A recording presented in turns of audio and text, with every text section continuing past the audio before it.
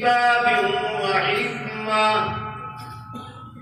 میں تمہیں دنیا میں بھیجوں گا، علم و حکمت کا تاج بھی تمہارے سروں پہ رکھوں گا، نبوت کا منصب بھی میں تمہیں عطا کروں گا۔ تم جب دنیا میں جاؤ گے میں تمہیں اپنی کتابیں اور صحائف بھی عطا کروں گا، کسی کو تورات عطا کروں گا، کسی کو زبور عطا کروں گا، کسی کو انجیل عطا کروں گا۔ اپنی اپنی شریعتوں کی تم جا کر کے تبلیغ کرو گے، دنیا کو میرا تعارف کراؤ گے، جہنم سے بچاؤ گے، جنت کی راہ دکھلاؤ گے، میری توحید انہیں سکھلاؤ گے، انہیں ہر جائی سے ہٹا کر کے یک جائی بناؤ گے، میرے در پہ جھکنے والا بناؤ گے۔ یہ تمہاری ذمہ داری ہوگی۔ اس دوران ثم جاءکم رسول، ہمارا آخری تاجدار اگر تم میں آ جائے، آخری تاجدار وہ آخری جس کے دل کو اللہ نے پوری کائنات میں سب سے پاکیزہ پایا، سب سے پاکیزہ پایا۔ سنتے جاؤ کوٹلی والوں، دنیا ہمارے بارے میں یہ کہتی ہے کہ یہ پیغمبر علیہ السلام کو اپنے بڑے بھائی جیسا رتبہ دیتے ہیں، اپنے باپ جیسا رتبہ دیتے ہیں۔ ہم کہتے ہیں اوروں سے سنا تم نے، اوروں سے کہا تم نے، کچھ ہم سے سنا ہوتا، کچھ ہم سے کہا ہوتا۔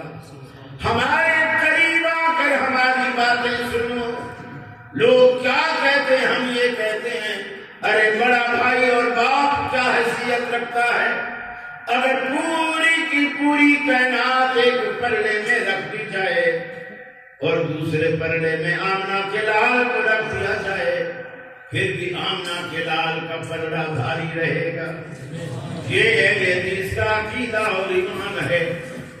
اللہ نے فرمایا ثم جاءکم رسول، پھر تمہارے درمیان ایک آخری تاجدار آئے گا، مصدق لما معکم، جو کچھ تمہارے پاس ہوگا ان شریعتوں کی بھی وہ تصدیق کرے گا کہ یہ واقعی اللہ کی شریعتیں ہیں۔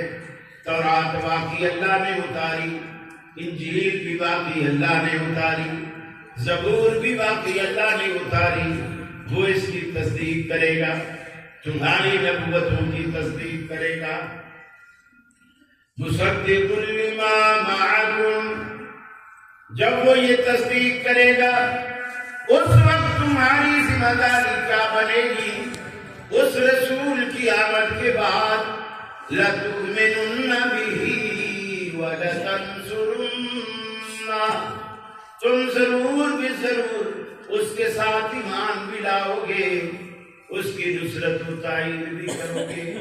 اس کے آنے کے بعد پیغمبروں کو بھی پابند کر دیا کہ تم ایمان کس کے ساتھ لاؤ گے۔ بولو نا کوٹلی والو، پیغمبروں کو کس بات کا پابند کیا گیا کہ تم ایمان کس کے ساتھ لاؤ گے؟ محمد رسول اللہ صلی اللہ علیہ وسلم کے ساتھ۔ جب اللہ کے حبیب کے آنے کے بعد کوئی اللہ کا سچا پیغمبر بھی اپنی شریعت اور نبوت کو نہیں چمکا سکتا، الگ سے اس کی تبلیغ نہیں کر سکتا، کسی امتی کو یہ حق کیسے حاصل ہوگا؟ اللہ کے قرآن اور حدیث کو چھوڑ کر اپنی فقہ اپنے اقوال کو کہے اللہ کا دین مان لو، کسی کو یہ حق ہم کیسے دے سکتے ہیں؟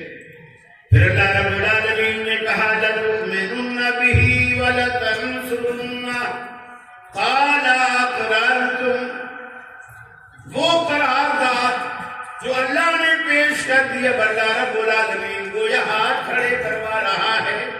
قَالَ أَقْرَرْتُمْ وَأَخَذْتُمْ عَلَى ذَلِكُمْ إِصْرِي، اللہ نے کہا کہ تم نے اقرار کر لیا، میرا یہ جو پیمان تم نے مان لیا دنیا میں جانے سے پہلے عالم ارواح میں تم نے اسے تسلیم کر لیا کہ نہیں؟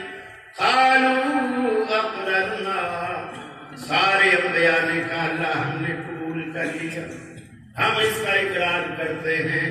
اب اللہ نے مہر لگا دی، قال فاشهدوا وانا معكم من الشاہدین، تم بھی گواہ بن جاؤ، میں بھی تمہارے ساتھ گواہ بن جاتا ہوں کہ آج دنیا کے وجود میں آنے سے پہلے یہ بات طے ہو گئی کہ آمنہ کے لال کے آنے کے بعد سکہ صرف محمد رسول اللہ کا چلے گا، صرف آپ کا سکہ چلے گا اور کوئی سکہ نہیں چلے گا۔ بلکہ حدیث میں آتا ہے، سنن دارمی کی روایت، اللہ کے حبیب فرماتے ہیں کہ میں لیٹا ہوا تھا، اللہ کے فرشتے دو آئے، اس میں سے ایک فرشتہ تو میرے پاس آیا اور ایک فرشتہ آسمان اور زمین کے درمیان لٹک گیا، رک گئے۔ جو اوپر فرشتہ رکا اس کے ہاتھ میں ایک ترازو، اس نے ترازو کا وہ جو دستہ ہوتا ہے وہ خود پکڑ لیا اور جو پلڑے تھے وہ نیچے لٹکا زمین کی طرف۔ اب وہ پلڑے جو زمین کی طرف آئے تو رسول اللہ صلی اللہ علیہ وسلم کے پاس جو فرشتہ بیٹھا ہوا تھا، اس فرشتے سے اوپر والے نے پوچھا، جس ہستی کے پاس اللہ نے ہمیں بھیجا ہے کیا وہ یہی ہستی ہے؟ نیچے والے نے کہا ہاں یہ وہی ہے جس کے پاس اللہ نے ہمیں بھیجا ہے۔ اوپر والے فرشتے نے کہا پھر آپ کو ایک پلڑے میں رکھو۔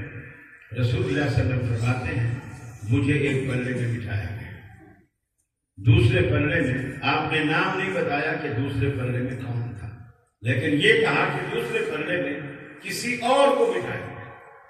اوپر والے فرشتے نے جب ترازو کو اٹھایا تو آپ فرماتے ہیں میرا پلڑا تو ویسے زمین سے لگا رہا وزن کی وجہ سے اور دوسرا پلڑا فوراً اٹھ گیا۔ اب اوپر والے فرشتے نے پھر کہا، پہلے کہا تھا ایک کے مقابلے میں، اب کاظم ہو بعشر، اسے 10 کے مقابلے میں توڑو۔ آپ فرماتے ہیں کہ مجھے 10 کے مقابلے میں تولا گیا، پھر بھی میرا پلڑا بھاری رہا۔ اس نے کہا زن ہو بمیات، مجھے 100 کے مقابلے میں تولو۔ آپ فرماتے ہیں 100 کے مقابلے میں تولا گیا، پھر بھی میرا پلڑا بھاری رہا۔ اس نے کہا زن ہو بألف، اسے 1000 کے مقابلے میں تولو، پھر بھی فرمایا کہ میرا پلڑا بھاری رہا۔ اب نیچے والے فرشتے نے اوپر والے فرشتے سے کہا، ارے بھائی تو کس ہستی کا وزن کن لوگوں کے ساتھ بڑھاتا ہے؟ کبھی 1 کے مقابلے میں، کبھی 10 کے مقابلے میں، کبھی 100 کے مقابلے میں، کبھی 1000 کے مقابلے میں۔